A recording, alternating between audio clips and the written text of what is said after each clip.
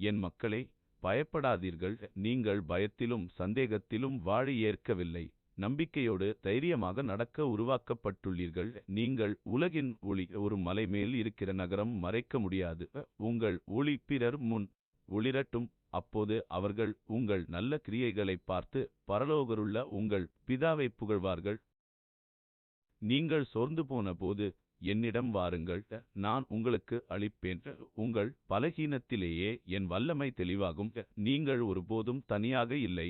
உலக முடிவு வரை நான் உங்களுடன் இருக்கிறேன். பூமியில் சேமிக்காதீர்கள், அங்கு பீழை மற்றும் ஜங்கம் அழிக்கக்கூடும். கடவுளின் ராஜ்யத்தை முதலில் தேடுங்கள்.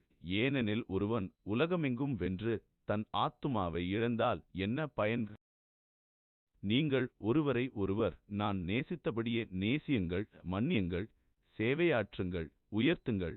உங்கள் இதயங்களில் சமாதானம் ஆண்டுவாளாகட்டும். உங்கள் நம்பிக்கையால் மலைகளை கூட நகர்த்தலாம். நீங்கள் ஒரு நோக்கத்திற்காக உருவாக்கப்பட்டவர்கள்.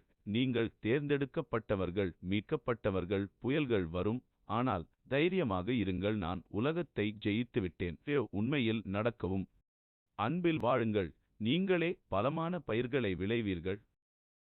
இப்போது செல்வீர்கள், ஒளிருங்கள். இந்த உலகம் உங்கள் ஒளியை எதிர்பார்க்கிறது.